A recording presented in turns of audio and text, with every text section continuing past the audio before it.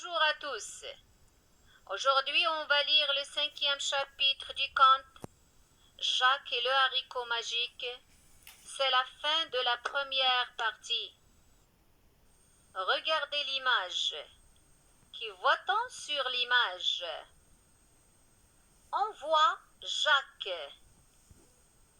Que fait-il? Il grimpe à une grande tige. Où est-il?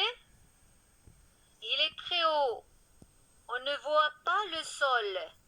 On voit au-dessus de lui le sommet des arbres. Que fait-il encore? Il regarde vers le haut. Où se trouve la tige? La tige est dans les nuages, dans le ciel, tout en haut. Qu'est-ce qu'on voit au-dessus des nuages? On voit un château. C'est quoi cette tige? C'est sans doute la tige du haricot qui monte jusqu'au ciel, comme l'avait promis le vieillard. Julie, Jacques et le haricot magique 5. Le lendemain, Jacques se réveille avec la faim au ventre. Pourquoi fait-il aussi sombre ce matin? Pourquoi le soleil n'éclaire-t-il pas sa chambre? Jacques se précipite à la fenêtre. Son haricot a poussé, poussé haut dans le ciel, poussé jusqu'aux nuages. C'est donc bien un haricot magique. Jacques n'hésite pas une seconde. D'un bond, il enjambe la fenêtre. Il attrape la tige et, de feuille en feuille, il monte, monte, monte, bien au-dessus du toit de la maison, bien au-dessus de la plus haute cime des arbres. Jacques grimpe toujours. Maintenant, il traverse les nuages. Le voilà dans le ciel. Juste là, au bout de la tige, il voit une large route. Jacques la suit. Il marche, marche, marche longtemps et arrive au pied d'un château magnifique. À ton avis, comment il se fait que le haricot est poussé?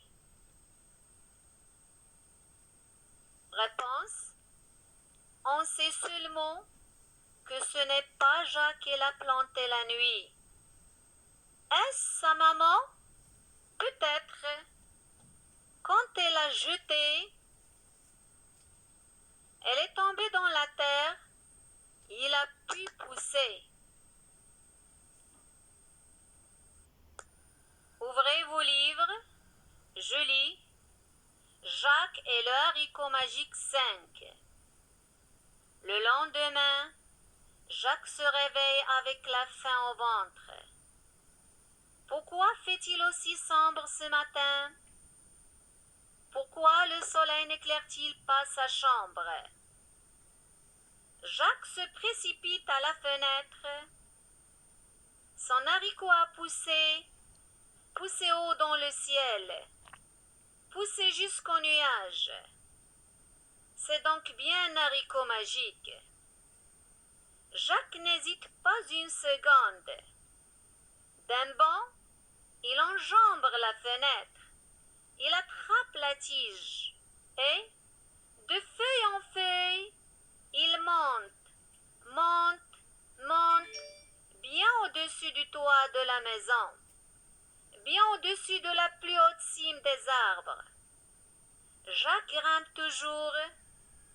Maintenant, il traverse les nuages. Le voilà dans le ciel. Juste là, au bout de la tige, il voit une large route. Jacques la suit. Il marche, marche, marche longtemps et arrive au pied d'un château magnifique. Lecture silencieuse.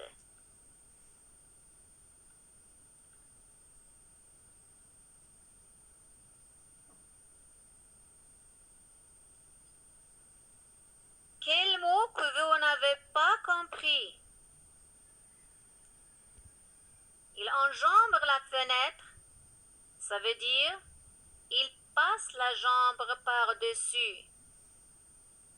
Un autre mot, la tige. La tige, c'est la partie de la plante qui porte des feuilles. Un autre mot, la cime. La cime, c'est le sommet. Réponds aux questions suivantes. 1. Pourquoi fait-il sombre ce matin?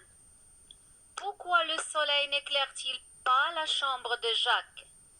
2. Jacques a-t-il eu raison de faire confiance au vieillard? 3. Pourquoi Jacques monte-t-il le long de la tige du haricot? 4. Jacques arrive au pied du château. Où est ce château? Lire et relire plusieurs fois le texte. Bonne chance et à demain, Inch'Allah.